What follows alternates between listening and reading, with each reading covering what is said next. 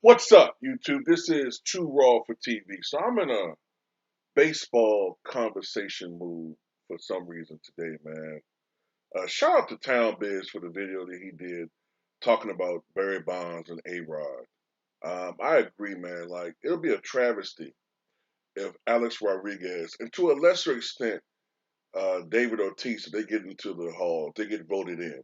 Um, they're now voting the individuals who are going to vote. I think they have until December 31st to certify and mail in their ballots. And I think the winners get announced sometime in late January. When I say winners, I mean those who are inducted, the results. Um, so I'm really kind of like anybody that follows me knows that I like to talk about history. And there's certain players that I've read about and I've analyzed their stats, and I try to take their numbers into the context of the time they played. And I don't think a lot of people do that. And I really truly believe that Dave Parker should be in the Hall of Fame. He should be in the Hall of Fame. There's a lot of guys who are getting into the Hall of Fame right now, and you wonder what it is about them that are making some of these voters say, yeah, this guy was better than this guy. Dave Parker, the Cobra, was arguably, I don't even know if I can say arguably, for a 3 or 4 year span in the 1970s, the people that really observed baseball, and more importantly, the players that played, would tell you that Dave Parker was the best all around baseball player in the game for, I would say, much of the mid to late 70s. And you can't say that about every other Hall of Famer. I don't think there was a time when you could say Harmon Killebrew was the best player for any stretch. You know what I'm saying?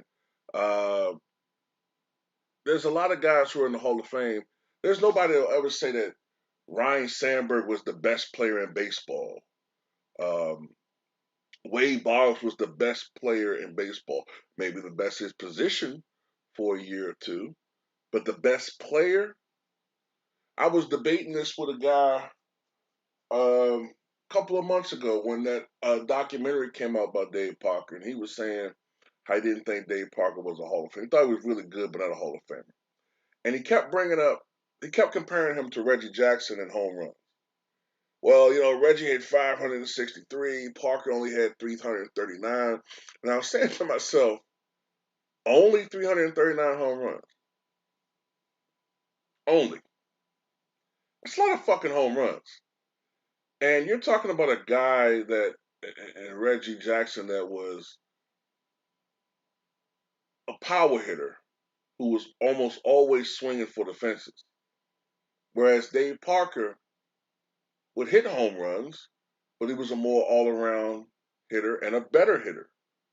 Matter of fact, I believe Dave Parker, his career batting average is 30 points higher than Reggie's.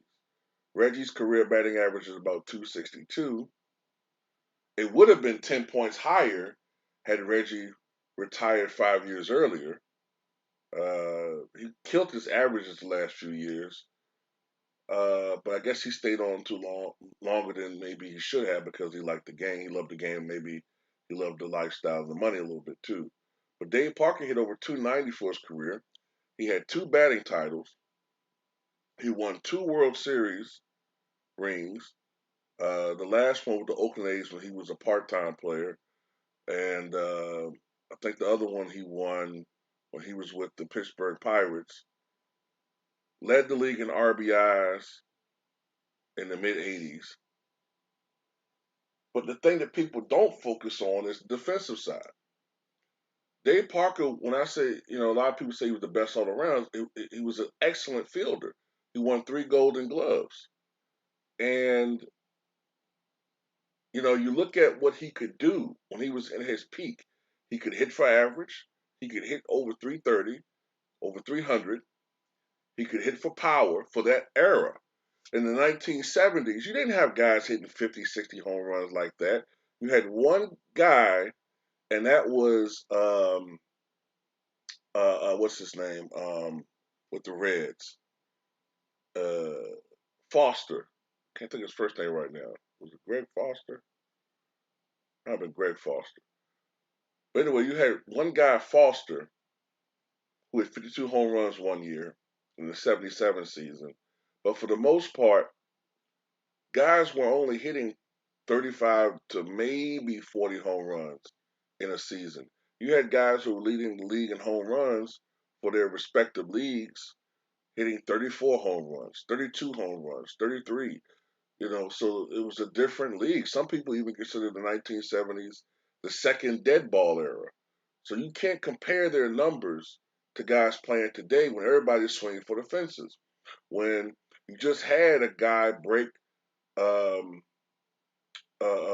Johnny Bench's long-standing record for 50 years for most home runs in the season by a catcher. He had almost 50 home runs as a catcher. Mike Piazza never did that.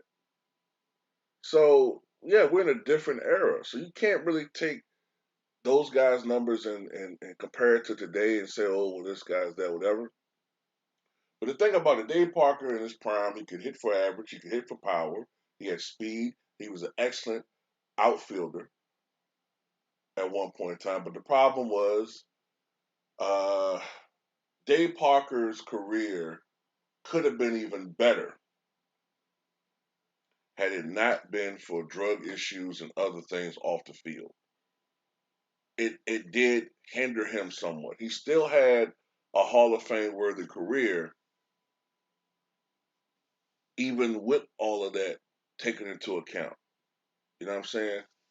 And when you got some of these guys getting in today, like, I mean, look, man, I'm not trying to be like persnickety, man, but I don't see how anybody thinks that Ted Simmons was a better all around ball player than Dave Parker.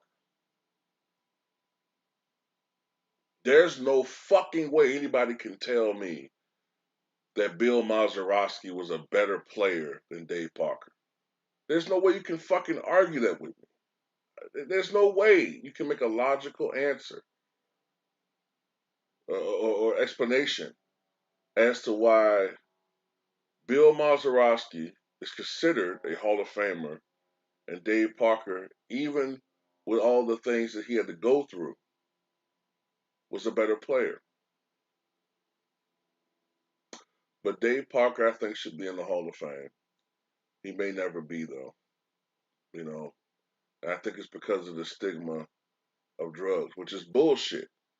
Because Paul Molitor had issues with drugs, well publicized.